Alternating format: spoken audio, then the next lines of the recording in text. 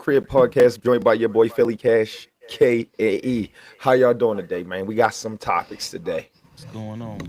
So it's going good. It's going good. Happy Mother's Day to all the mothers out there. Yeah, this is Sir. our Mother's Day special, so we love you from the podcast, Mom. Yes, sir. Yes, ma'am. Yes, man. All right, so today we're going to start off with some of the NFL news. Like, what's some of the things that popped out to y'all this week? We had all the rookie mini camps out and underway. We had the George Pickens trade to the Cowboys, and we had Dirk Carr retiring due to a shoulder injury. So, what's some of the things that stuck out to you guys?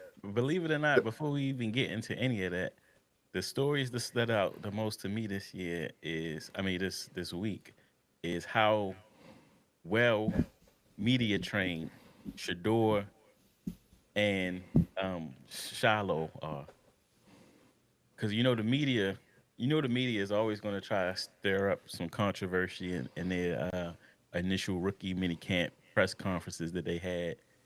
And I think they did a real good job of handling the media, handling the tough questions that was thrown their way. So just a shout out to them for being well prepared for the questions that they knew that was going to be coming their way. Yeah, for sure. I mean, you surprised though? No, I'm not surprised. I'm not surprised, but being prepared and actually executing on something is two different things. So I knew that they would probably been made aware of what could possibly be coming at them, and they prepared for it and they executed. I agree. Yeah, and from what I've been seeing from their rookie camp clips, they actually transitioning over to the league well. You know, they waiting for them to do something terrible, but I've been seeing some good back shoulder fades from Shador. I never seen so much Brown content on my timeline. Right. Right. And then also with the contract that was settled, even with Shiloh and Tampa Bay. So I guess they said they were really impressed with his performance during the camp as well. So that is Yeah, something because to. those contracts are not guaranteed for undrafted players. So they must have saw something in that brief mini camp that they like Yeah, Who you and talking I about for Shiloh or who? for Shiloh. For Shiloh. Oh yeah, that he actually signed, right? Yeah. That was dope. yeah, Almost the same for almost the same amount as Shador got. Exactly. I didn't even really think about that. I just thought like people who were undrafted free agents signed a contract, regardless of the No, amount of money. sometimes you come for that Mickey rookie mini camp and they don't like what they see. They now be good. Oh, so now he know he's gonna be in that room. Then He know he gonna be in the room for a training camp that's dope. for That's training dope. and, camp. and that's the surprising part a little bit about the contracts because I didn't even realize that the drop off or like the earlier that the drop off was so much That's the more. big story. That's the big story from him going from the first round to the fifth round. That's going from 50 million to 4 million. Yeah, it cost him a lot of money. That's Yeah. wild. Yeah, that drop off was crazy. And then I also seen an article where they was saying that Ashton Genty is actually going to be getting paid more than Derrick Henry. So it's like he actually Yeah. going to be the second highest paid running back, being that his just based on where he was drafted. I didn't even realize the the drop off was so significant when it's from Yeah, first, second, and and third. that's all based off of draft order. Because again, you normally don't see running backs going that high in the draft, so that's what kind of catapulted him up to the top of the league as far as salary. But as far as Shador goes, the thing that was really interesting to me, of course, I had a feeling I was going to see a lot of content on him just because of who he is. But most of the content that I saw about Shador was put out by the Browns. Which is weird So to me. Which is all that was weird to me. yeah, so it's like, are they starting to come around? Like I haven't seen who's the other quarterback, Dylan Dylan Gabriel. I Gabriel's. haven't seen no content from him. They pushing out that Shador Sanders content. So it's like, what's the real message right there? Do you think that Yeah. you do What's the you angle not with think that? that plays into if they keep him on the team or not? Is that like outside of his play? Do you think any of the fanfare, the media content, the popularity plays any role in him making the team? It makes a big role just because the Browns not going to win nothing this year, and at the end of the day, it's a business. They're trying to sell tickets, and who's going to sell tickets? Flacco not going Yeah, to sell tickets. Uh, Pickett, not Ray, what's the Mason Kenny. Rudolph not going to sell tickets. No, Kenny They Pickett. want to, yeah, I mean, yeah, Kenny Pickett not going to sell tickets. They want to see Shador Sanders. You can already see. I don't know if you saw it when they were taking the rookie photo, They and it like, was Oh, like, "Hey, y'all want to do your own pools?" And all the rookies was like this, like they already, cultivating around him. So it's like you can just see, you can see what's happening now. yeah, Of course, the people that's putting out the content is the media team, which is separate from the front office. But the media team, their job is to get views, and they know who are gonna get views, and that's why we're seeing the Shador content. But at the end of the day, like if the competition is close, anywhere close, you gotta give it to Shador at this point. yeah. because he got that leverage of that. He got the leverage of that. Like y'all want to sell tickets, y'all want y'all team to be popular in the city. You know what I'm saying? He has that leverage. Not that he's gonna play that card, but he knows that he got the people on the side on top of his game. Because if you see the clips that you see, he look comfortable. He completing passes. It's I don't want to put this on him, but it's Tom Brady ish. You know the way he Hmm. looks comfortable when he delivers a rock. You can tell that he kind of you know learned from him a lot. I mean, and they don't show a lot of Dylan Gabriel, bro. Like they And don't. They don't. right, And and it's that's the crazy part about his those videos they've been putting out. Like you might see the like if they doing, let's say if they get three throws apiece, you'll see the last rep of Gabriel's to start the video, but then you see all three of Shador reps. It's kind of like they plant him in there, like they sprinkle him in there, but he never had videos on his own accord, especially being the third round pick. And then you like if the video 15 seconds, you mean to tell me you get 4 seconds and the other guy get 11 seconds of on them shorts and And stuff. to So be fair, that's a bad spot they put him in too. Not only the spot they put Shador in, they put Dylan Gabriel in a bad spot too because terrible spot. he's kind of like in a lose situation. Like there's gonna be some fans that are hoping for him to play bad so Shador can play. And then even if he does good, then you still got Shador waiting in the wings, waiting for you to make your first mistake. So it's like they put both of them in a bad Yeah, spot, and yeah, it would be I think it would be beneficial to everybody involved if one of them are not on the team absolutely. at the And I, start, and I mean at yeah, the start of training camp. I agree. I don't see the plus side with the Browns promoting Shador, knowing that, or if they really think that Dylan is going to be that guy. I don't see the reason why they will put Shador in the forefront because that's all they're going to get. He throw an incomplete pass, you can get boo, push Shador in, push it this right off the break, Hmm. right off the bat. So it's like you really in the lose lose once you putting this man in front. Like, how often do you see a fifth round talent get interviewed as much and get as much publicity as if he's the first round draft pick? you're I don't right. even know who the Browns' first round draft pick is at this point. Listen, I've seen more Shador content than I've seen Cam Ward. He was that first overall pick. So I mean, and to speak on that, I think he's in a great spot because nobody's even paying him any attention right now. So like he don't even have all of that normal scrutiny that the first overall pick would normally have. So I think that's good that he can kind of course he's gonna have that scrutiny within Tennessee, but for the whole league, they're not really paying attention to him. So Right, right. with that being said, leading into the conversation of Derek Carr, um, the surprise retirement leads the question: do you see somebody like the Saints making a play for either Dylan Gabriel or Shador Sanders now that they have their top quarterback chose to retire, and now they have a pretty much a quarterback room full of Rook- journeymen and rookie. and a rookie. So it's like do they make a play? And of course, we all know at the end of the day, the Browns chose Shador solely because the value was too high at that pick for them to pass on him. You know, they kind of by their actions, they didn't want him. They wanted who they drafted.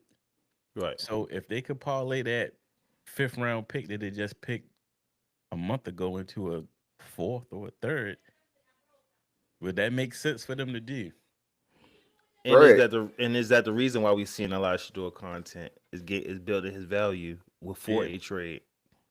And that's what it's going to come down to, because we all going to look back on the draft. If, let's say, 18, well, it's only a certain X amount of teams that make the playoffs. So if majority of those teams have poor quarterback play, everybody going to look back at the draft like everybody had opportunity to pick this guy and they passed over him not once, not twice, not two, not three, but four times. Like it's kind of crazy how this draft really going to impact how we view a lot of the franchises in the future, and how the scouts like evaluate the players. And then with Derek Carr retiring after the draft, it's kind of glaring as well. Mm-hmm. Yeah, like you know these franchises. Like just say for instance the Ravens. I know for a fact if they didn't just previously sign a backup quarterback for Lamar, if he was sitting there in the fifth round, the Ravens might have picked him. So it's like at that point, it's like a value pick. Like my fifth round pick right now might be a backup linebacker, or am I going to get a backup quarterback that can possibly win me a few games if I need to? So like I understand why the Browns eventually picked him up when they did, because of course you saw who they wanted, but they're not 100% sure about him either. Nope. So I guess they figured they kind of hedging their bet, saying, "Oh, if he don't work out, then we got him at the fifth round pick. It's worth the risk." But at the same time, you just putting both of your quarterbacks in a bad spot when you already have a crowded quarterback room for a quarterback you just signed as a free agent, and then another quarterback that you just traded for ahead of the two rookie quarterbacks. It's like, what is really their path to get on the field at any point? So it's like, Right. I think at least one of these quarterbacks need to be off the team before the season starts. And The only we all witnessed that a two quarterback system in the NFL is not really possible. And it's bad enough you playing quarterback, the one of one position on the field. And then we seen this kind of a little bit last year when you seen um, Russell Wilson and Justin Fields go to the same team. It's like you only got one QB1. That's what's so unique about the position, other than kicker and punter, and then some of the kickers double as punters. So that's not even you can have two of those type of skill sets of a kicker, but even quarterback, you only get Hmm. one yeah. opportunity, one chance. It's only one spot. Again, like I said, it's going to be a real interesting off season to say the least, to see how that situation plays out. And not to mention, I know a lot of people say like he's going to have limited opportunities, but really, you're not going to need to see Flacco play in the preseason. You really probably not going to need to see uh, what's the other guy named Kenny Pickett. Kenny Pickett play in the preseason. So we should be able to get a good dose of Shador Sanders and Dylan Gabriel in the preseason and see how they perform. And it's going to be interesting to see who's that first quarterback they tried out there in the preseason. Is it going to be Dylan or is it going to be Shador? Is they going to put Shador in at cleanup time with the people that's going to be not in the NFL in a couple of weeks just Right. playing, or are they going to try to set them up for success? So it's going to be, like I said, it's going to be an interesting season. So, fam, that's a question for y'all. Leave in the comments. Is Shador going to play a lot this year? Do y'all think Shador is going to get some time today, and some time this season? And if he do, how much? Which I think his impact. So, fam, like, follow, comment, and subscribe to From the Crib podcast. I know that was a plug right in the middle, but let's switch gears and talk NFC. So the Cowboys has been low key making some moves, and especially in the wide receiver room. They just recently received George Pickens. via trade. And then people not really even talking about this. Also, they also received Joe Milton in a trade with the Patriots. So are we looking at some potential, if this not like some changing of the guards with Dak, and then also we got Pickens paired with CD Lamb? Do you think Jerry Jones want to see some more? Because Joe Milton played some spectacular ball the end of last season. So No, they still gonna be they're still gonna be the same team. They're gonna win 10, 11 games, and then they're gonna lose in the first round of playoffs. But what's interesting about that, I was happy to see George Pickens go Get out of there. because when that trade first happened, I said, "Oh man, these teams are going to have, although they don't have a quarterback yet, but if they were to get a quarterback, these teams going to have some trouble matching up with those two physical type receivers." So now, seeing that, that I think that DK Metcalf deal happened knowing that they were going to try to move Pickens because it didn't seem like a Steelers type of move to spend that type of money on one position. That's more of like the Bengals that does that type of thing. That didn't Hmm. seem like a Steelers move. And now I kind of understand why they did it because they already had in the back of their mind they was going to try to move on from him. So I understand it now. Again, they still don't have a quarterback, so there's still that. But having him off the roster is definitely a relief to a lot of teams in the AFC. yes, absolutely. And it was reports out there that the Cowboys was looking at Rashard Bateman. Yeah, So I saw that. So, and the report saying they were looking at Rashard Bateman before they were looking at Pickens, which lets you know how the league out here is feeling about Rashard Bateman, who had his breakout season last year. So it's going to be interesting to see how he progresses too, because he probably not going to have as many opportunities as he did last season. Now we'll be picking up DeAndre Hopkins, so it'll be interesting to see how they spread the ball around to so many of these targets Lamar has to operate with, which is a good problem to have. Yeah. How much you think you're gonna use Hopkins though? How much of the offense do you think he's really gonna be in? I think Um, I mean, he's stepping into that Aguilar role yeah, or that it wasn't Odell much. Beckham. I mean, I But think he made splash plays here and yeah, there. I think the ceiling for him is like 40 catches. Anything past that, then that means somebody got hurt. But I think like the ceiling for him, a good season for him would be like 40 catches, like 5 to 6 touchdowns, like 600 yards. So like if he could do that, then that's great. Yeah. Yeah, and I think it's really going to be based solely on the season that Derrick Henry has as well, because our offense goes as he go, and based on the numbers last year, if he get at least 20 touches, the Ravens win. So with him, if he still can continue that workload, I believe D Hop on third down. I mean, because the Ravens, man, they got so many weapons. I think Todd Monk can do a good job of scheming for the players in the team. So it could be games you might see D Hop get zero catches, but it's going to be Yeah. some games where he going to make some crucial third down plays and potential touchdown plays as well. So I think his impact is definitely going to be role based, but we're not going to be solely dependent on D Hop for our offensive production. No, I Right. mean you can see there's going to be a redistribution of targets in the offense. I can see Mark Andrews' targets going down a little bit. I can see Isaiah Likely's targets going up. I can see Zay Flowers to be around the same. He should be one of the candidates to have like 100 catches this year. But then you also got to think. I think we're not going to lean. I don't think we're going to lean as much as we did on Derrick Henry this year, because you got to also think we got Justice Hill who had a real good season, and then we should be having a healthy Keith Mitchell. Keaton Mitchell coming back, and he played last year, but you can tell he wasn't 100%. So he has a whole extra year under his belt of rehab and getting healthy to get back to where he was.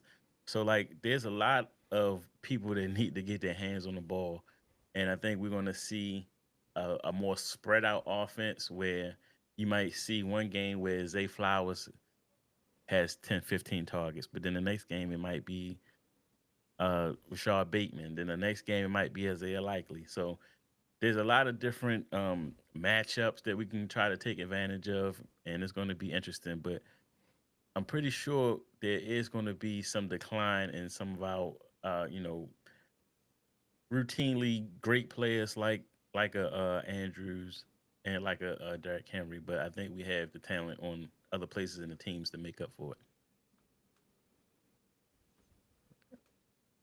I agree. Me too. Me too. So what you think? What you think is the ceiling for passing touchdown? How many passing touchdowns you think the Ravens going to get this year? Passing touchdowns for Lamar. Yeah. I You think think he break through? You think he get a career high or something similar on pace? I think he had about 29 this year. I gotta get those exact numbers. But what you think? I think he'll hit. I think he hit the mid-30s. I think he hit 35 touchdowns this year. Who's this? Ooh, Lamar Jackson. No, how many passing touchdowns? I said Lamar. Oh. Oh, how many you think total touchdowns? Definitely 40. He had this. He had that almost this year, right? Yeah, but he'll do it this year. I'm about to see. I'm pulling up his stats now. Yeah, I think he had it somewhere around there. Yep, he had 41 touchdowns, Yeah, he'll do that again. 41 and 4 interceptions. And this last year was his best QB rating with 119.6 this season He was with crazy about that. 4,000. 3 of those interceptions were off the hands of his receivers. So could you imagine, like, if he finished the season with 1 interception and 40 touchdowns? They should have handed him. They got to hand him the MVP at that point. They should have handed. Just him the think about MVP this that. year. Think about that, bro. Like 3 MVPs, bro. Like you cannot. That's incredible. That's incredible. Like we will never see this again in this type of. They try to mimic it, but I feel like he's a once in a lifetime talent, and I'm just happy he was Raven, bro. Because you would never see that. That's Madden numbers, and then you gotta be very good at Madden to get that too. You know what I'm saying? So it's like Right. that's crazy. So, but speaking of Lamar, I don't know if you guys they actually have the clips of his acting debut with Power. I don't know if you guys seen it. Oh I yeah, saw one yeah. of the clips. It was believable. I ain't gonna lie. Yeah. Because I was, He was- like, when I first heard it, I was like, oh, this shit about to be whack. But like I said, I only saw like a little small clip. Yeah, Right. when you talking about what you do with y'all feet in these Jersey niggas, New York niggas. All right. I was like, all right, okay. Yo, he look like he could really be from that universe, Yeah, bro. Like he definitely looked the part. definitely looked the part in that joint, yo.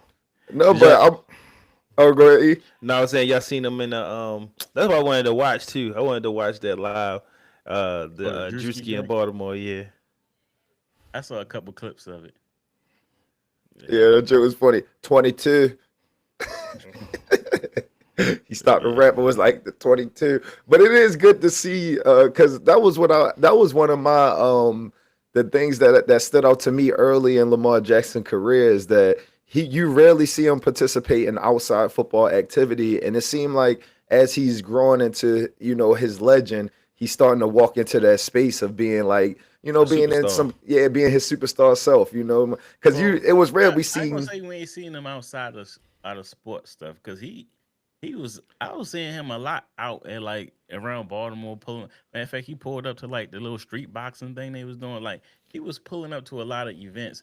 But as far as like I'm saying like national Like stuff. Like national you see, stuff. yeah, you didn't see him in like I see him in the Gatorade commercials and like I'm sure I'm sure like he does a lot for the community and stuff like that. So you'll see him in the community events, but it's good to see him getting in like popular culture, like doing the park, doing stuff with Drewski, connecting with 50 Cent, getting on Power. Like we didn't see that early in his career, like like being in the forefront of trying different things. But I think that's a testament to his career in a sense. Like he probably felt like, let me get this down. Like let Yeah, me that's make the exactly main what I thing the was main saying. thing, and It's then like, yo, let me transition lock into. down this. And now he at the point where he's like, yeah, I got this shit. Let me Yeah, let me he had to. branch out now. Yeah, But he had too many doubters coming into the league. And that's one thing I think we all probably a little bit waiting on. Of course, it's going to be bittersweet. Like I could foresee after his career, him telling a lot of stories after, like even with LeBron. Like I could see after their career, if they get involved in like podcasting or if they get involved in the stuff post career, I could see Lamar Jackson being one of those players that get into certain stuff or start talking a little bit more about his NFL experience post season. I mean post career. Yeah. Does Lamar Jackson overtake the most beloved Raven of all time over Ray Lewis? Yeah, I think he will just because of the position he play. I mean, and he's going to be a Hall of Famer, so I think it's pretty easy to say that just because you're looking at the quarterback position, multi-time MVP. Yeah.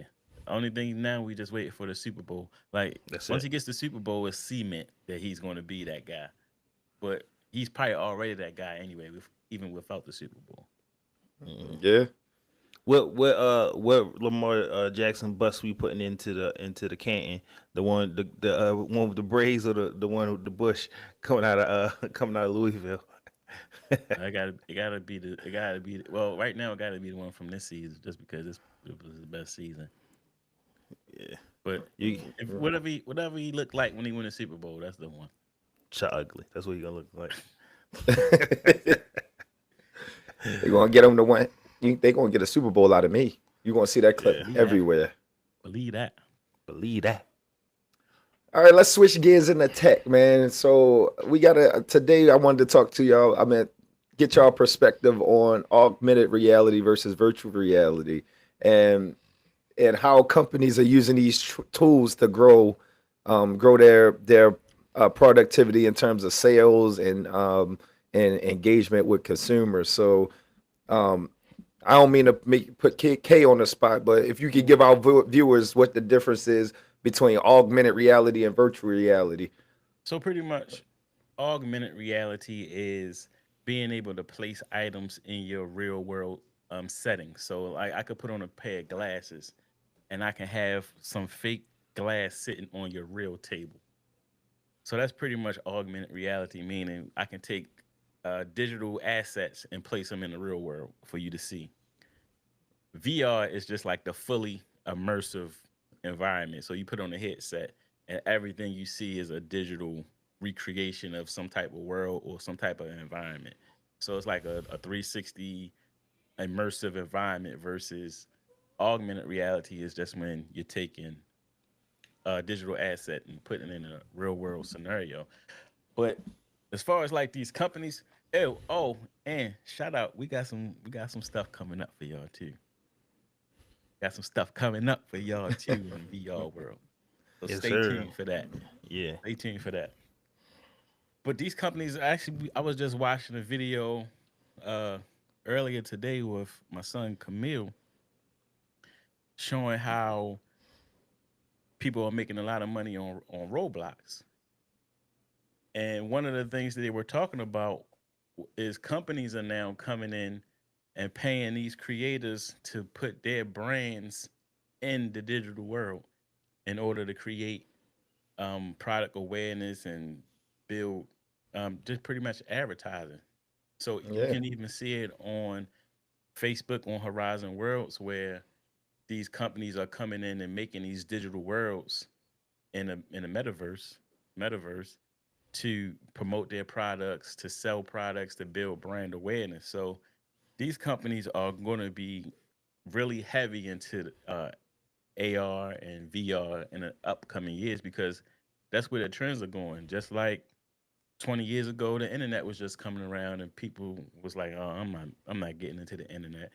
But Right. then now you see every company out there has a website, and it's going to Hmm. it's going to be the same thing. Now, what's they're going to be a real driving force is I don't know if you remember probably 2 years ago now where Apple came out with the VR headset. Now, a lot of people didn't get it because it was $3,500. So when they do finally come to market with a more affordable VR headset, somewhere in a $1,000 to $1,500 range, that's when we're really going to see a lot of people starting to adapt. Because right now we have, I would say, the biggest consumer headset for virtual reality right now is the Quest, the Meta Quest headsets. Right. But once a big player like Apple gets into that game, that's when you're going to see a lot of people, a lot more people starting to adapt it. And once these companies see Apple making money, then you know Samsung's going to jump in. Then when Samsung jumps in, you're going to see LG and you're going to see Google. Well, Google has jumped in, so it's definitely coming, and a lot of the smarter companies are already starting to ride that wave. And that's what the interesting thing is, seeing with the conversation around AR versus VR is how they going to adapt in certain capacities in certain fields, right? So if we talk about real estate, and you can, and let's say if you're moving from a different state to buy a home somewhere else, you could put the VR set on and actually get a virtual tour and get spacing and see where the windows at, and really get the feel of an environment before, without actually physically having to go there. And then when it comes to, with with AR, like when we buy furniture, we'd be like, we can see the measurements, but we don't know how it's going to look in our spaces. So then, you know, so I wonder what's going to be the the distinguishing difference with certain companies adapting that technology into their fields. Same thing with fashion. We could just stand up and use a filter, because essentially AR is a filter, to see what a shirt look like on us, and see what. So I'm definitely interested to see how companies decide to use one over the other. And what's funny is a lot of people probably don't even realize it that they already have the AI or AR technology already on their phones. Right. Yep. So you see, like you can even see on a lot of websites, like you just said on the furniture website, you'll see sometimes you'll say, "Show this in my space." Matter of fact, they have it on Amazon.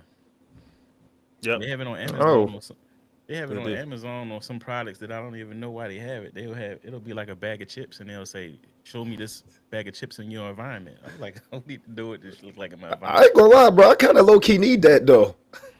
Cause certain stuff be smaller than what it is. Like, you know Yeah. what I mean? I want to know what I'm getting. Like, yeah, I want to see the bag of chips in my hand. About, I know if I could get about, what I Yeah. could get out Yeah. of So like this. yeah, so a lot of companies are already starting to implement that, and the AR is probably going to be the one that takes off the fastest because it's technology that most people already have in their pocket. But like most people are going to really like the full immersive experience. And I gave the example. I think I told Ellis this a while ago, and I'm sure it's coming. But I don't know if you remember when I took you to the on the in a VR headset, the movie theater. Yeah. So like you can go to a movie theater, and like you actually sitting in the theater, and you see this big screen, and it actually looks like you're in the movie theater. Yep. So how long is it going to take for AMC or uh, Horizon Theaters to come out with an app where you just pay whatever much money to them and they showing you the movie inside your headset?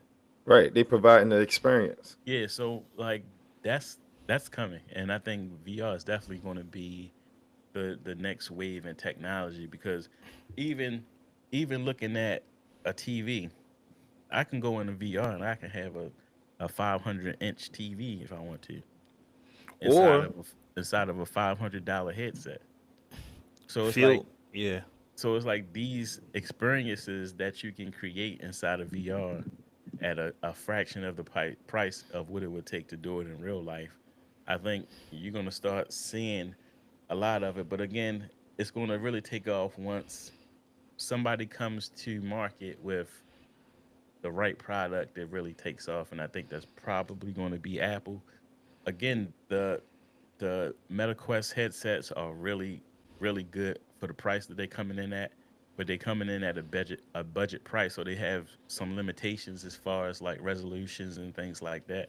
But Hmm. I think when somebody comes out with a headset that's in that sweet spot price range to technology, probably gonna be like around $1,000 to $1,500 price range, then I think that's when we're gonna see a lot more people start to adapt it.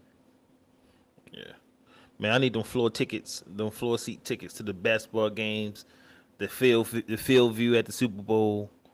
Yeah, so Like, like I yeah, don't know if you tried that yet, but you know like they got the NBA games and stuff on the Yeah, they got it courtside. Yeah. yeah, so like I experienced that and it's nice, but again, like the tech limitations is not as clear as it could be. And I think that kind of takes away from the experience. So like once they get the technology up to par to the vision that they have, like they have the vision, but the technology doesn't match it right now. And I think we're real close to that. So like I said, Yeah. if if especially like the business owners, any of the business owners that are watching this podcast right now, and you looking for a space to get into this probably not fully tapped right now, that VR building businesses in the VR space is definitely the next wave. And I know we going to talk because I think that's our question. One of our philosophy questions of the day is if is ethics when it comes to technology, but and essentially that's kind of where the world is moving. And I think eventually, like this might sound crazy, but eventually we going to be able to dump like tech. What where the companies are looking to do is build more trust with the consumer, right? So I think where technology is going, they're gonna try to implement or find a new way to utilize all your sensors in tech. So I wouldn't be surprised if at some point they'll start having some type of technology with some type of chemistry in it. And what I mean by that, like you be able to shop online and smell the fragrance through the computer, or smell the we already utilizing our visual and audio, right? But I wouldn't be surprised if they try to like if some because it was a spoof when used to work on a Google project about Google Nose, and they talked about utilizing smell to activate your taste and your taste buds and everything like that, so you can essentially taste and smell things virtually. But it was even though it was a parody, it was kind of like where you can see technology eventually going in the future. So I definitely utilize both aspects of AR versus virtual, but I want to see how the consumers and the companies move forward with that. It's funny though, because if you want to see some of that emerging technology, you know where you got to go? Where's that? Disney World. Ooh, Cause look at some of the rides they have. Like normally, you got to look at these large companies that have unlimited budgets that can spend money creating these experiences, and Disney is one of the big companies that do that. So they have like a lot of rides that do use smell to enhance the the rides, experience, and yeah. and like this motion to enhance that. So it's already happening. It's just getting it to a point where you can scale it to actually deliver it to consumers at home versus them having to come to you to experience it. So those things already exist. It's just again, just like the VR thing, getting the technology to a price where it's accessible to everybody. yep. All right, so I'm gonna hit y'all with our question that's pertaining to tech. We kind of got a lot of tech talk today, so this up Kendrick Wheelhouse today. Um, should tech companies be morally and legally responsible for societal impacts of their designs? And what I mean by that is we starting to see like mental health being a big deal in terms of especially with the youth, and then we also starting to see there was some things that they said that AI may have certain biases when filtering information in like job applications. Of course, we always have the leading thing in the world, which is misinformation. So how responsible should companies be held for these tech designs? And then also, when do we consider well-being over profit when it comes to tech? Because these different behaviors that we do with tech can be somewhat addictive. So which I say to those things? How responsible should they be? I don't, that's the thing. I don't think they should be responsible because, like, is the gun maker responsible if you kill somebody? Right. Like, they're just making a tool. Right, Right. How you 100%. use Okay. it is That's up to is you. that's up to you. Yeah. So if you misusing a tool, like I can buy a knife to cut some lettuce up or a cucumber, but if I go stab somebody with it, I'm not using the tool the way it was meant to be used. Yeah. You can't say the person that made the knife is responsible for that. So of course, like these tools that these tech companies are making are can definitely be misused in the hands of the wrong person. But I think it's going to be a detriment to the country and the world as a whole if we place the onus on these companies to, you know, monitor and patrol and police the people that's using their products. I think that's going to take us down the wrong lane because then we're going to have companies that's going to be scared to innovate and make new products because they worry about what people going to do with Yeah, it. getting pulled. Yeah. So I don't think so. Now, of Yeah. course, like as far as the AI thing goes, there is some things they can put in place to, and I think like say for instance, Chat GPT, like they'll say sometimes like, oh, we can't make that or we can't do that because that's violates our code of ethics or our code of conduct or we can't create likenesses of celebrities or whatever that is.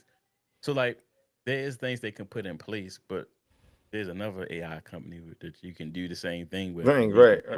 right. So it's like some companies will have their moral stances and some other ones won't. So Yeah.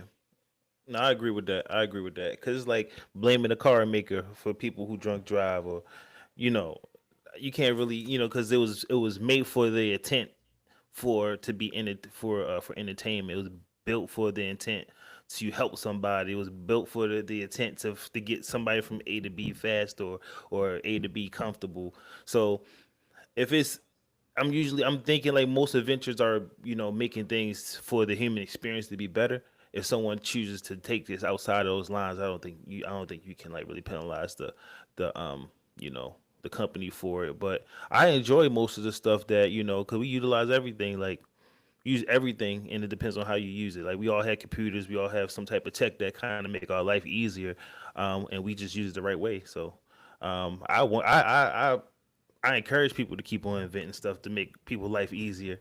Um, like I said, the smart people would just use it for their advantage and not for their downfall. So you wouldn't be tight if somebody took a Go E hat and clipped it on their hip. No, Shit, I mean, I don't know. like, I feel my clothes wasn't meant to be worn like that. that's why they choose to wear it. So, No, like, you but know what I'm saying? but I do think that's like the luck of the draw, though. Like that's what we the land of the free, home of the brave, right? So if people utilize their tools a certain way, I don't think it should fall solely on the tech companies, but I think that's just based on the responsibility of either parental guidance or even adults with discipline to utilizing these resources in the right way. Yeah, that's why we had laws. So Speaking of parental, today's Mother's Day. You know what I mean? So happy Mother's Day to all the mothers out there. yes, sir. happy Mother's Day. Happy Mother's Day to all the So I moms. wanted to ask y'all, what's a lesson that Mom Dukes taught y'all that stuck with y'all into y'all adult life, man? I remember I'm gonna say mine when I used to go to when she used to send me to the store. She used to be like, "Nobody looking at you," Mm. and Yeah, I kind of embrace that. I like that because when you focus on doing what you need to do, ain't nobody really looking at you. You know what I'm saying? So you should be out there, be able to just And I live to this day. I just throw some stuff or go run my errands and that always play in my head when I be like, man, should I get dressed up for this or should I just go on with some swaggy stuff? So I'd be like thinking back when Mom used to be like, ain't nobody looking at you. You right. There's too many people doing their own thing out here that they be worried about what the hell I got on. So I just be, dressing how I want, doing what I want these days. yeah, for sure. Yeah, it's a lot. The funny one though, the funny one that comes to my mind is I think we talked about this. I think one of y'all mentioned it in a couple episodes ago. With the turning the lights on inside the car. Oh, yeah. Yeah, Yo, I know she used to swear. She used to stay saying it like, "Don't turn the lights on the car. Turn on the lights on the car. That's like, illegal. They're gonna pull me over." Like you. No, but that is funny because she's not the only person that thought like that. I wonder where that came from. Turning lights on, like when somebody will pull me over because I got my lights on in my car. Yeah, that's crazy. But I think I never even heard that. yeah, I used to hear that all the time. But I think like for the most part, like I think we all like draw some attributes from our parents, and I think like my creative side definitely came from mine. Yeah, for sure. Like That's what I was about to say. like she had me in goddamn Broadway plays when I was 6, 7 years old. Or 7, 8, I Yeah. don't know how old I was. 8, 9 years old doing Oliver and all these Broadway plays. Oh West yeah, Side I remember Story. your West Side Story. Yeah, so Hmm. like that's stuff I would have never like put myself in. But Hmm. like you just find like all of these creative outlets that you get value from, and like I'm still like a creative. That's like this podcast itself like is a creative outlet. So like that's just a part of just who it just becomes a part of who you are and like a part of what you do. Like Yeah. even though the venue and the outlet might change, it's still going to be something you do, whether it's music, whether it's photography, whether it's anything. Like, and she's still doing that. She's still creating To this stuff to day, this day. yeah. To So this it's day. like it's something that's just in you. Like when Hmm. you once you get that bug in you of starting from nothing and creating something, that's just something that you just keep with you. Yeah. And that's what I was about to say. I'll piggyback on that. I think the biggest thing I learned from mom is that you can make something out of nothing. And Mhm. I think that little part of making something out of nothing, it can cross over to so many different things. Like I remember when we used to have like we used to watch the Temptations all the time, and used to have the mic hanging from the ceiling, and we wanted to sing like the old school groups and stuff like that. So we took the karaoke machine, hung it across the ceiling fan, and it was singing into it, and just making something, just making it seem like we You know we, what we I just recording the old school and shit. you know what I just remembered? You remember that joint that was like white faces, See, Oh yeah, white faces. yo, I remember that joint. Yo, that shit was hilarious. white faces. Yo, when you think, white face. yo, when I look back, I was just thinking about that the other day, cause she made Get Out before Get Out. Right. Yo, cause when you just think about it, you really think about it, that undertone of that whole thing was funny as hell. Cause I remember the whole script. It was like, Phil, you supposed to be the bad kid, Right. and Yeah. then and then you was like writing on the wall, and then at night the white faces came and got you. So she was like kind of like low key killing, like yo, like low key telling us like, yo, if you mess up, these white people will get you. Yo, that No, shit was but funny as that's hell. why it is hard to narrow down to just one because I can remember so many moments, especially like we did the guitar camp. I met the music camp where I think it was Carl. Sax camp or Camp. something. Was it Yeah, Carl Sax. Grubbs? Carl Grubbs. Yeah, I know Carl Carl Grubbs was there, but I think it was called Sax Summer or something like that. It's It was like get Loyola, just right? up at Loyola. So just getting involved in so many different things, watching her prepare for plays, even like try to read lines, and so it came in like it's hard to pinpoint one lesson because it was a lot that mom was involved in that you just trusted the process with. Like you just seen the process, and then you see her perform, and whether it's at jazz or whether it's in theater, you just see the finished product. So it was cool Yeah, to like see that. like the TV show. Remember the TV show, the about Baltimore? Yeah. Oh yeah, About Oh, Baltimore. Yeah. y'all might have So to it's like, find that. I might have to find that. Insert that joint. yeah, because I'm, I'm sure they got the tape somewhere. nah, I think that joint on Matter of fact, YouTube it's on somewhere. YouTube. It's on YouTube. I'm gonna insert that Yeah, it's on joint. YouTube.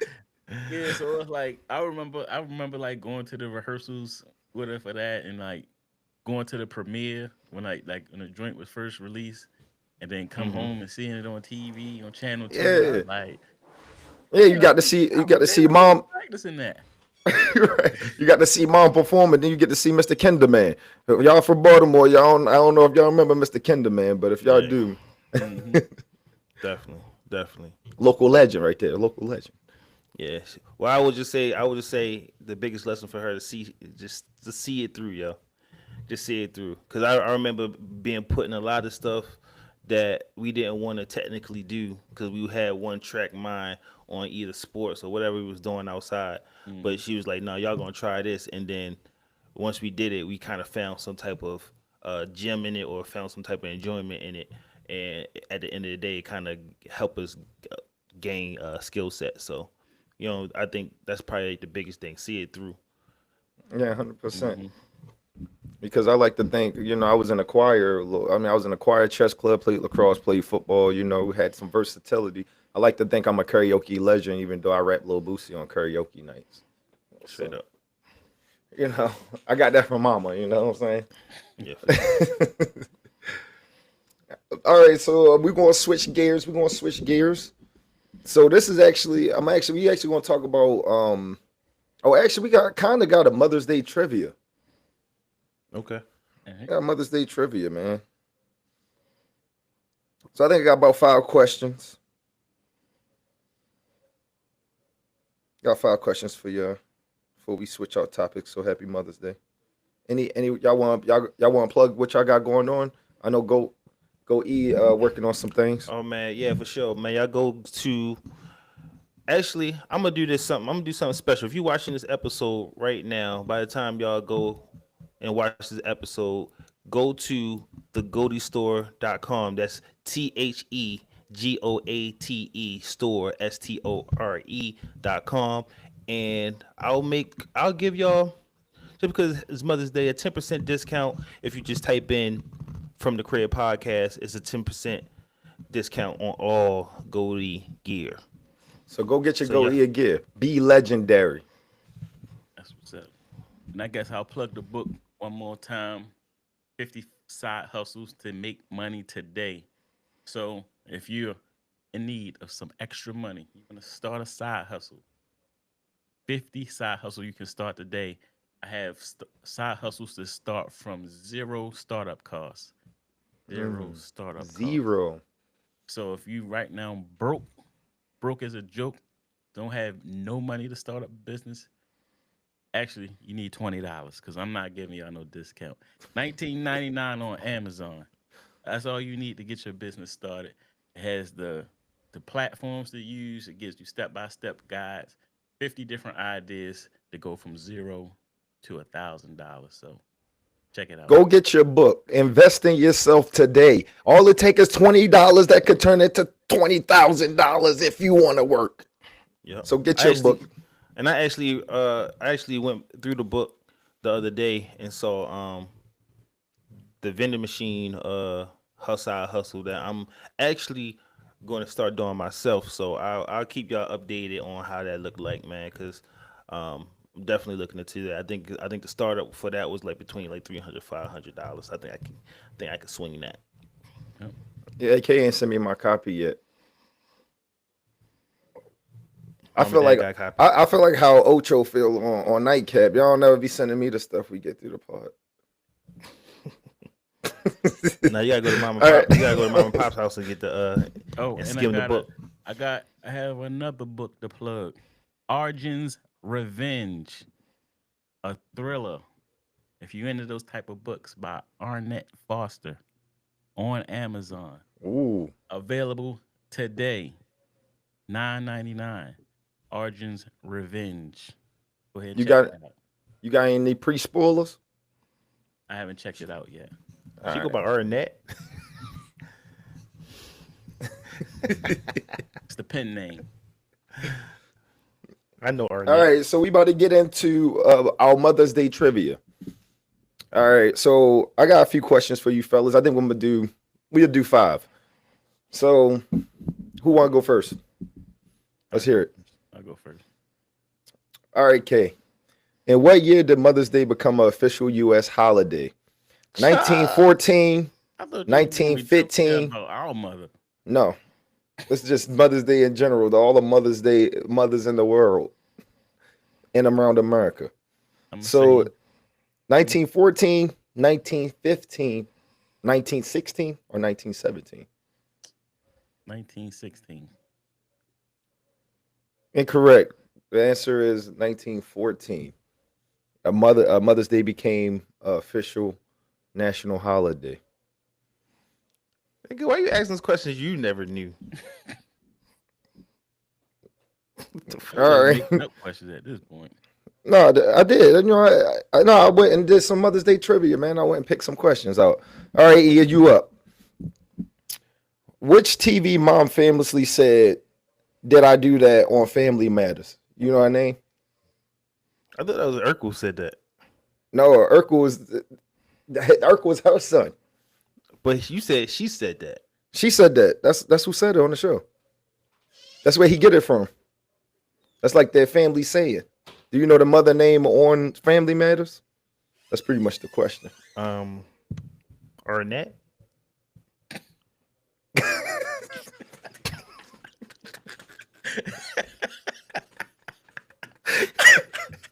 That is incorrect. Her name is Henrietta Winslow. Oh, I was close, yeah.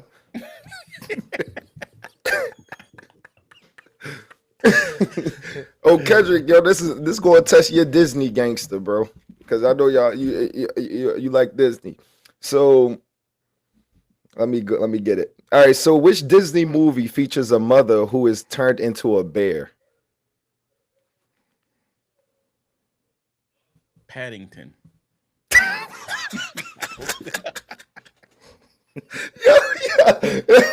Y'all not even trying for Mother's Day, bro. The movie is called Brave. It's a new one, so I give you a pass on that one. I don't even think it's Pat. Brave. Yeah, Brave. They turned the moms into a bear. Yo said Paddington. Paddington. Oh no, I ain't seen that joint in a minute. All right. Then that one's too easy. Give us an easy one. You say give y'all an easy one? Yeah. I mean, this one too obviously easy. But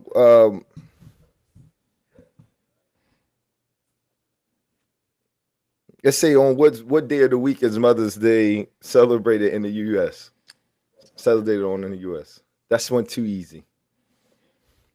This me? Yeah. Y'all ain't getting nothing right on Mother's Day, bro. hold on, Y'all say don't it- even say know it no again. mothers. All right, hold on. I'm gonna give you another question. I'm gonna give you another question from the sitcom. What's the name of the actress that played Claire Huxtable?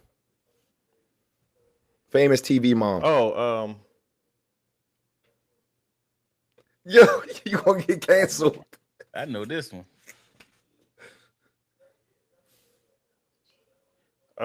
dang, yo. I know her name, bro. Claire Huxtable, bro. Damn, yo. I forget her name, bro. Hey, you want to pass the K for the win? Give me her first initial. P. Oh. Still don't know. Damn, yo. Shit, I was about to say F. Patricia, Patricia.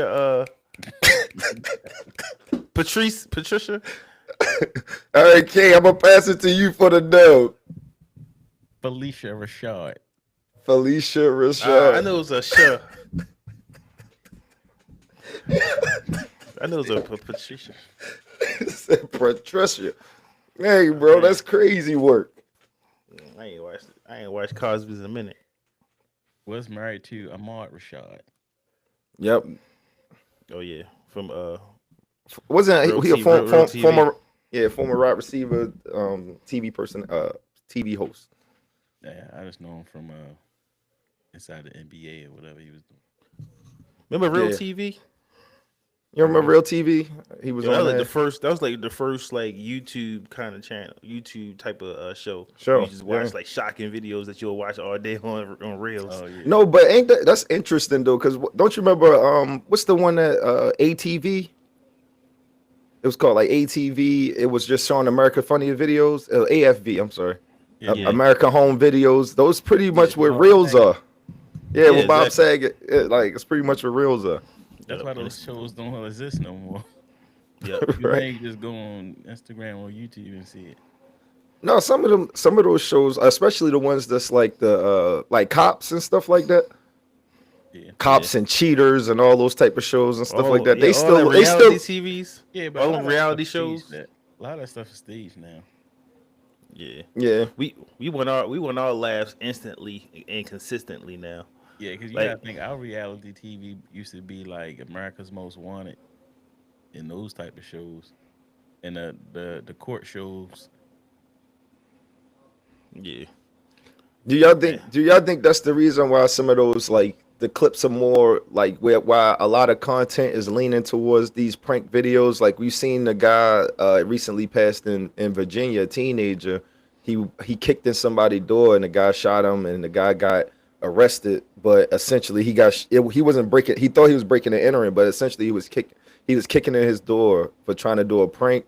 And then it's a bunch of teenagers also getting in trouble for running through fences are going viral Man, as that a ain't prank. no- Do you think that's kind of like being that some of those reality TV, those type of shows that went stage, that now that people know that they stage, they more so looking for authentic raw content from like pranksters and stuff like that. That's why that's becoming more popular.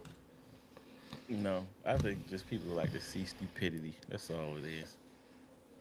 And then, like I said, a lot of the videos I see online are staged, but staged to make it look like it's not staged.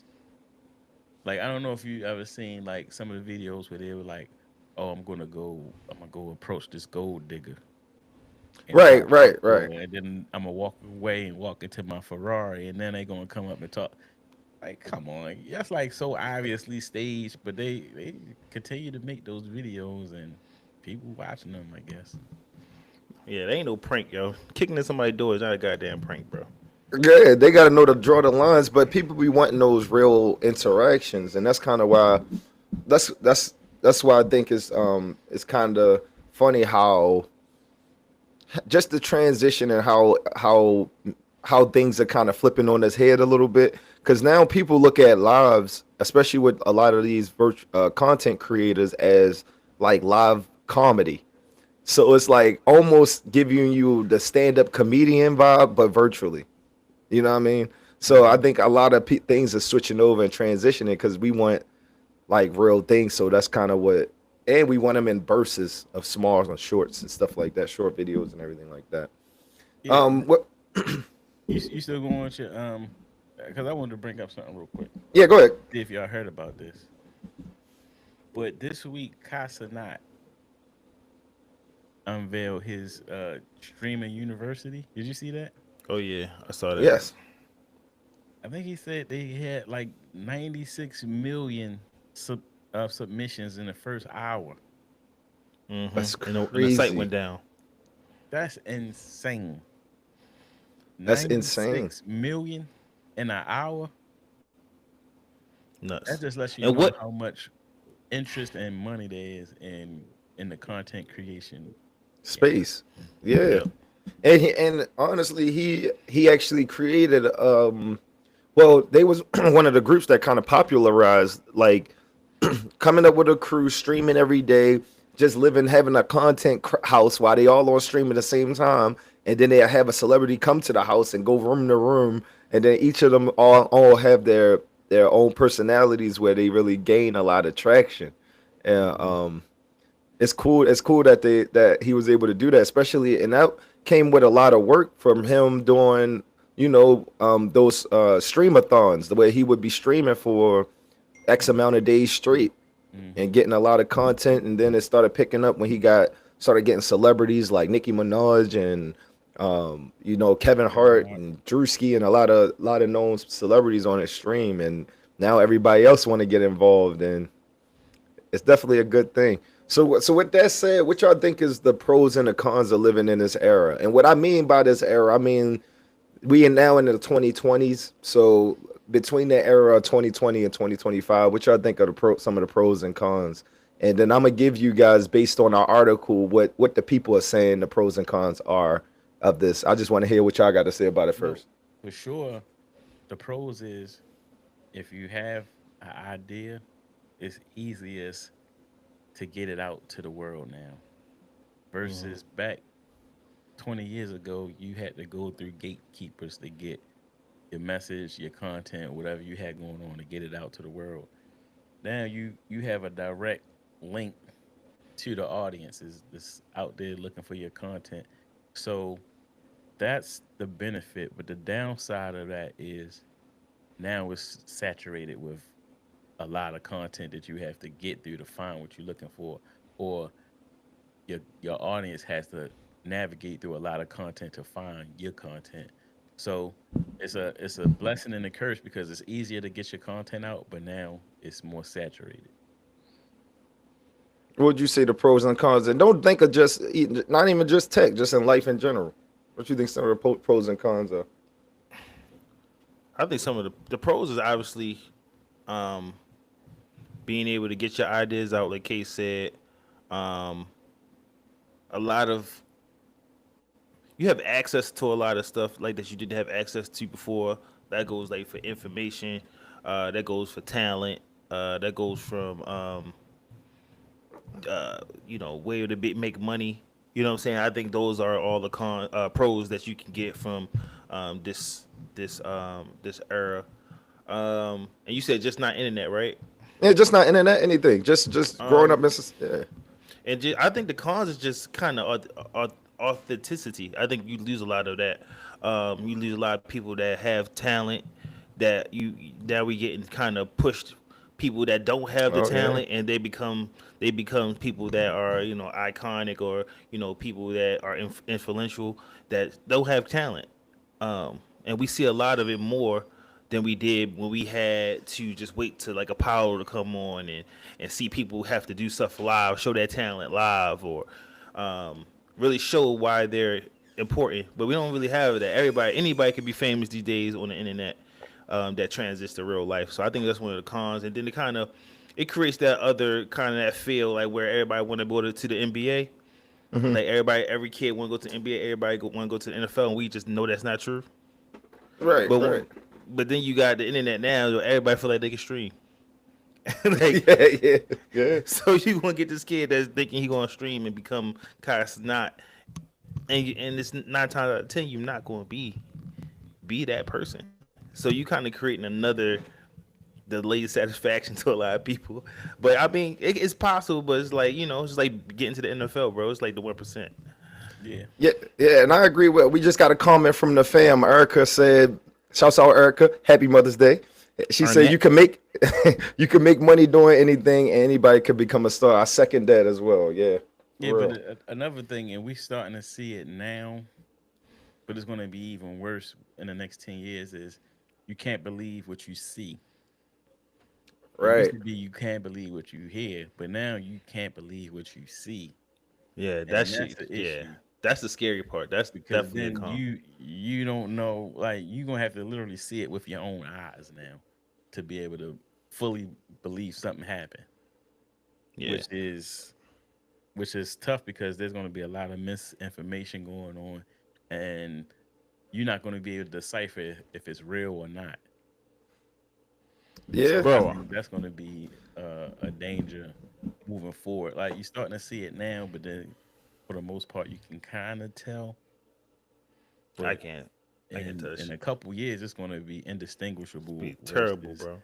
a fake video versus a fake video or a real video. All right, I'm gonna give y'all some of the pros and cons based on the research, and I want to hear if any of them something that stuck out to y'all, something that y'all think is like, oh, I didn't even think about, or like, dang, that is true. So some of the pros they say about living in this era: instant access to information, medical advancements, global connectivity, social progress in terms of building a greater awareness of activism, convenience through technology, and creative empowerment. I think y'all mentioned some of those. Some of the cons: information overload and misinformation, tech addiction and mental health issues, loss of privacy, um, economic inequality is actually a con. Environmental crisis like climate change, pollution, overconsumption through is threatening the planet, and weaker in-person relationships. So those were all listed as some of the things that was related to a generational question, or the pros and cons of living in the gap of 2020 and 2025. Anything stuck out Nice. to you guys? Y'all pretty. That's y'all pretty good. Yeah, y'all pretty much was on par with that. Yeah, Yeah. but the one that kind of stuck out that I really didn't think about is the lack of personal relationships with people. Because I think back to like my best friend growing up, where was literally with him most days. Now I can go weeks without seeing somebody. So it's like Yeah. it's not the same. I don't know. I don't feel like the same cohesion as in your friend group as it used to be. Even though y'all still keep in touch and y'all still communicate with each other, I think it's a different type of environment when y'all actually in the same space. And I think a Yeah. lot of that is going away just because it's so easy to keep in contact without actually going to that person's space. Is easy enough to pick up. You don't even got to talk to the person no more.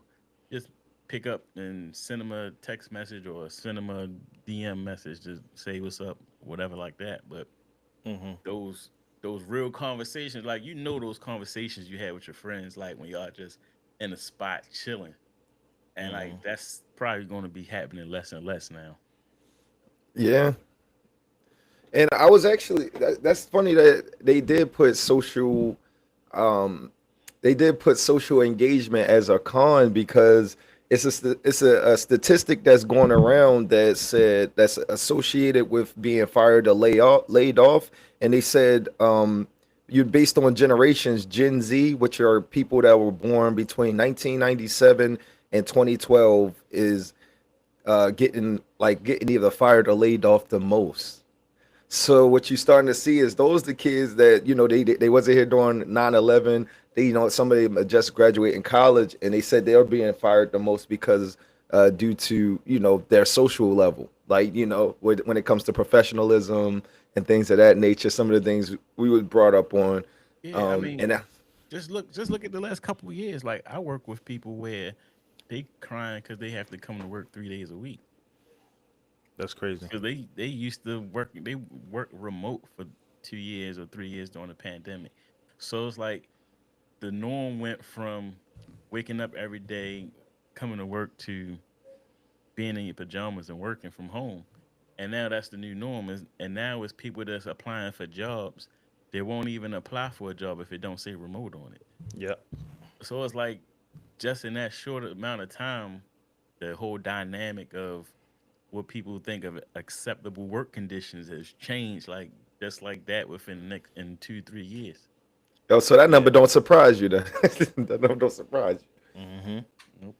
And I think that factors into the dating scene too, because you see a lot of people in their 30s, their mid 30s, their 40s, still trying to find a partner too, because they like on that social tip, you see a lot of older people still looking for a companion because they're the social engagement is not there. So when they meet people in person, the conversation is really skewed to what probably some of the conversations you'll see online, and who should pay, where the first the date should be. Cheesecake Factory is all of a sudden a cheap place to go. You know what I'm saying? And you start seeing all these things that you see online when it pertains to male and female interactions, and all these things are in place of what is a good girl or what's a good guy. and then it skews people's mindset of what they're looking for, which they find they never find nobody. So I feel like, Yeah. like your Instagram is all of a sudden now your resume for people and who you are, and then they don't really know how to bring that Instagram page to real life because when they bring it together, it don't make sense. So Right. it's like Right. um I think that's a con when it comes to the internet because a lot of people can live a better life behind the screen, but when in person they can't live up to it. Yeah, and that's difficult, man, because it's like it's such like a like you said, it's so many different criterias, right? Hmm. And I think as just as with the internet, we kind of starting to get lazy with categorizing people. So if you see somebody driving a certain car, you might think they make a certain amount. Or if they doing this, they might. So when you never really build that relationship where as though, you could get a little bit of both ways because some people feel that if you have some type of social engagement, then I'm getting more the mental person. If you're doing that socially, like if I'm just texting and calling without any type of the physical. But you're right, majority of your relationship are probably going to be more likely successful if you met a person in person versus meeting them through the internet. Right. And then on top of that, you remember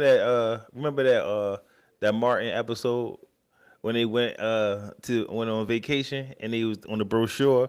It was Oh, like very nice. And then when they got there, there was like the room was all fucked up and then the big ass raccoon went in that joint. yeah, That's kind of how like that's kind of like the how we used to see things back in the 90s where like you look at a brochure like damn it was nice here and you believe everything you read and like you know what I'm saying I want to go there and when you get there it's not what you expect. right. That's literally the internet. That's literally people Instagram like you read in that brochure of a person and then Yeah, when you but get there it's like not that. the thing is like now I found myself automatically like thinking the worst when I see stuff. Like say for instance, not even the worst, but I'm always looking at the negative side of something. So like if like say for instance somebody posted they just bought a BMW truck that costs $80,000 and they posted on Facebook or Instagram. My Hmm. head straight going to, damn, them motherfuckers got like a $800-900 car payment. Like I ain't thinking nothing good about that. Like versus Right. like versus like if it was like 20 years ago, I'd be like, oh damn, that's a nice truck. You know what I mean? That's nice. Now I'm Hmm. thinking like I'm already thinking of the negative side of it. Like, damn, that payment gonna be crazy. So it's That's what like I be thinking. That's like what I think now. you start to get like a more realistic sense of like what's important and what's not important. And it's like, I don't know. That's why like a lot But of I think you looking at that. I think that's like your generational like lens though, because if let's say if you are a 20 year old girl, you're not looking at it like that. You like, oh, he got money. So you looking at it from like your scope on life and stuff like that. Because like I yeah, ain't gonna lie, I would think the same thing because no, I'm not. I'm looking at it like they got money too. Because I know you need money to buy that stuff, but I'm All right, thinking right, you could have had more money if you didn't buy that. yeah, Right. And that's yeah, why like even still like even I admit like I have a problem with buying stuff I shouldn't buy, but I don't post it. I don't post Yeah. nothing that I buy. Because I know in my head I'm like, nah, I shouldn't have bought that shit. Somebody see that shit, they gonna like, damn, that stupid ass motherfucker bought that.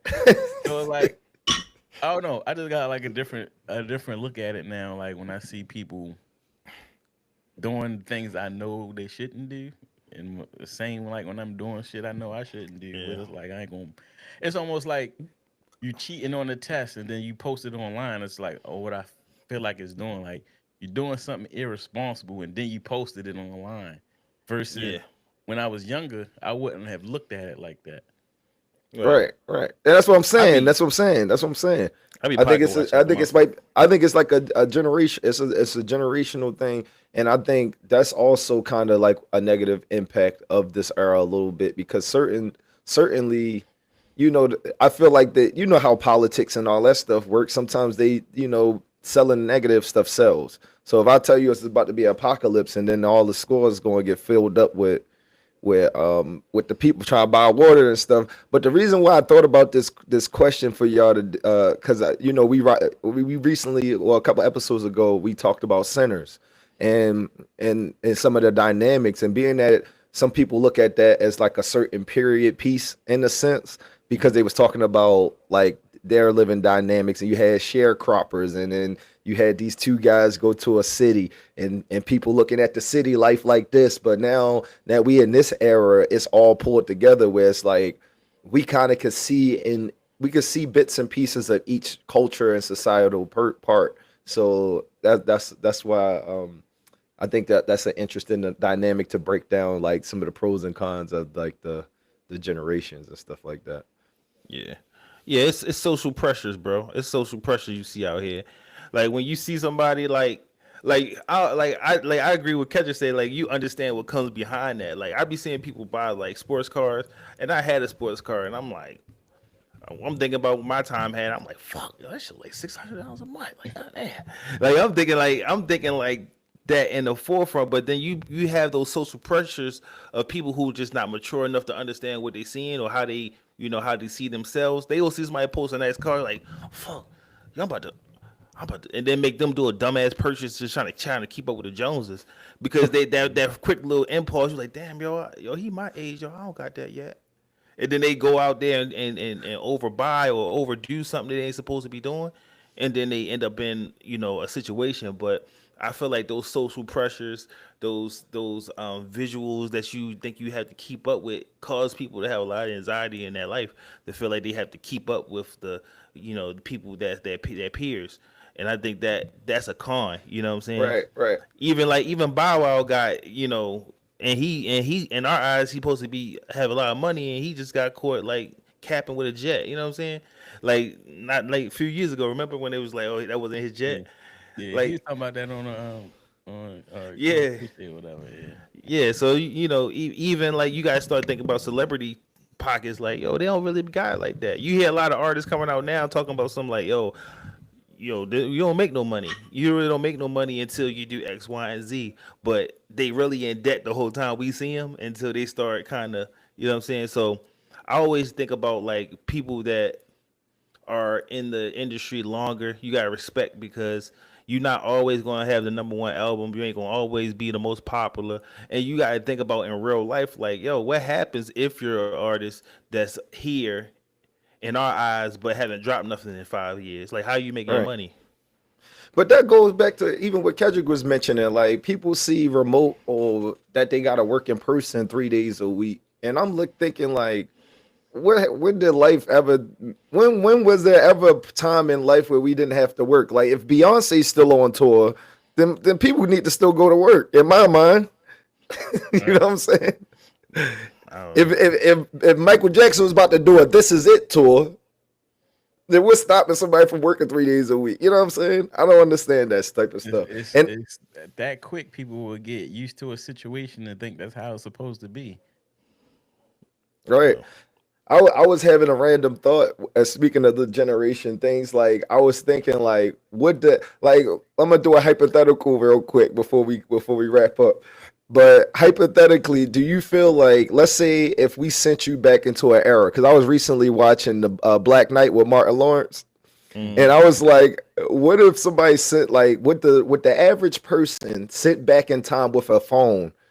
Like, would they be the smartest? Like, let's say if just a hypothetical, like, would they be the smartest person in a certain era? Like, if you send somebody back in time with like knowing what they know today, They won't. like, It was would funny. I somebody seen if you sent 100 phones back in the 1800s, would they be taking pictures about, oh damn, yo, bro just got a new horse? no. It was funny. Like, you know what I mean? I saw like a comedy. It was a comedy show, and the dude was like, "Yeah, I don't know if I went back in time with everything I know right now, like would I even make a difference?" So he was like, "Yeah, I will go up to a group of phones. I mean, he said I would go up to a group of people just writing a letter, and it was like, yeah, in the future, um, you're gonna be able to just pick up a phone and call somebody, and they go like, yeah, yeah, how do you do that?" And he gonna be like, something with a satellite. I don't know. Like so it's right. like it's technology, but you don't know. You wouldn't know how to make. Even explain it. You wouldn't even know how to explain it to somebody to make it. Right. So it's like would you even be valuable to like? Would you be able to make a change in or make any Right. difference? Yo, I think when you said Martin Black Knight, yo, it made me think about that scene, and that's probably like the only impact you probably can make. Remember when yo was in the castle and they was about to like execute him, so he did a discretion. He was like, boom, boom, boom, boom, boom, boom, boom, boom, boom. And then he started making he started re-singing the song that was from the future, and everybody was like. Like that's the only way, yo. If you take like a melody or you take some type of like talent that people thought was or a rap that you thought everybody in this time thought was hard and take it back, yo. I always think about that. Like I could change the music game, bro. I could be the first person to do like to rap and shit, and then I'd be like the face of rap. Like that's how you would make $1 million right there. Like Right. he's doing some type of poetry, but But, but, very.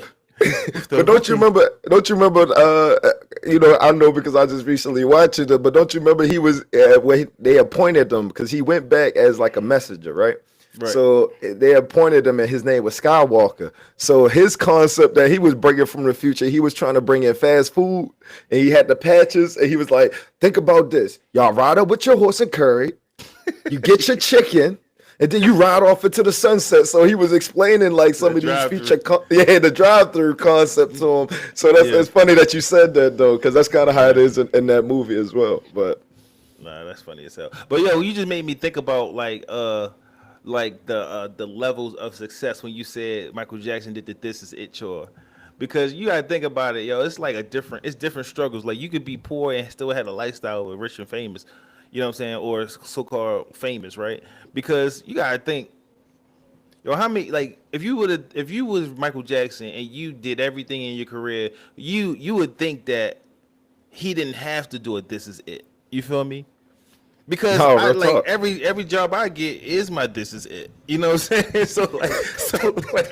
So like yo, I'm gonna get this last job, but this is the last job I'm gonna get, yo. This is it. But it's like, yo, why is Michael Jackson doing the This Is It tour if he had it? You know what I'm saying? So it's like he almost had to go back to work, and he died because of that shit. You know what I'm saying? He literally worked himself to death. I mean, And you set up a certain lifestyle, and you got maintain it.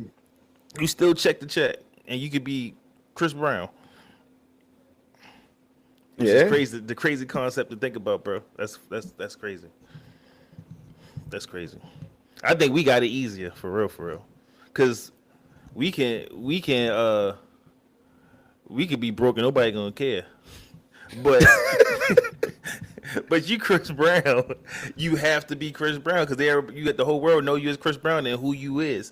So you always gotta be that. You always gotta be at the top of your game. no, but and it's if you're still, not, there's always levels to it. Like even like just take for instance me. Like if I was to go broke, there's still people gonna be looking at me like, damn, that motherfucker used to have money, now he's broke.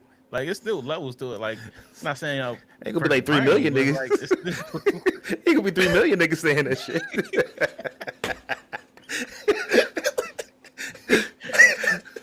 yeah, so like even if you're not a multi-millionaire, like if you at a certain level and then you fall back down to the bottom, there's still gonna be people to say stuff regardless. Yeah, but you ain't gonna be on Yeah. the shade room and shit. Oh yeah. So You ain't gonna be at Chick-fil-A like, yo, you Kendrick Foster? All right, you went broke, bro. You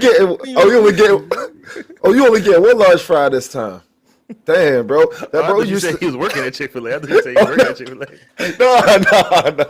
Like you was just My ordering pleasure. something.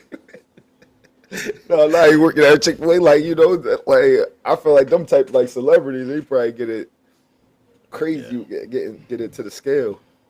Yeah, that's But funny. at least you can try to climb back to the top in solidarity. Like if it's a celebrity, Right. everything they do, they're gonna look like, oh, Chris Brown just signed with something, and then they gonna be like, yeah, he need that money. You know what I'm saying? Like it's all out there. That but happen to athletes all the time.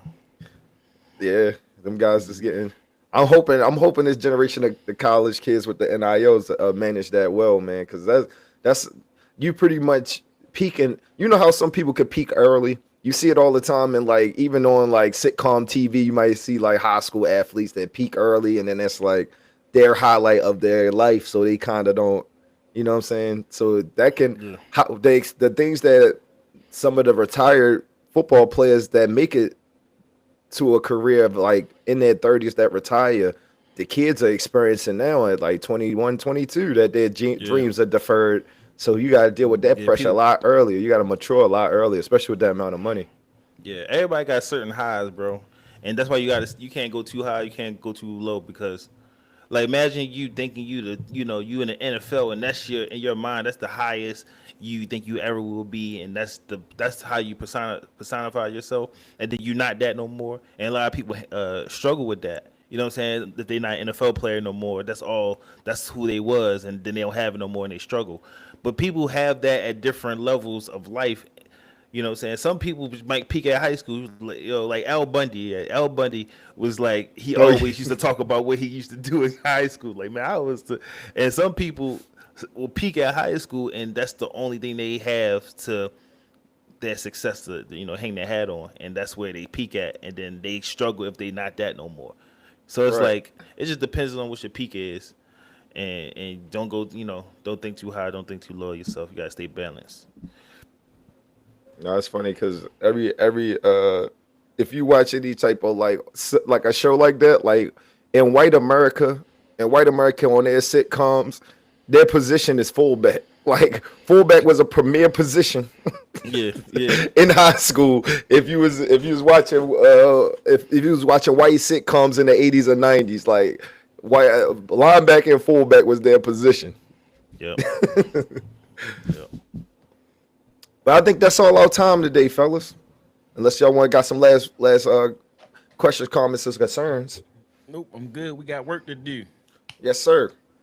So thank fam.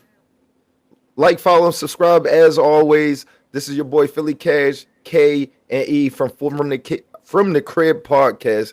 Dang, I'm messing up. From the Crib Podcast. Jinx, thanks for joining us live, and we'll see you next episode.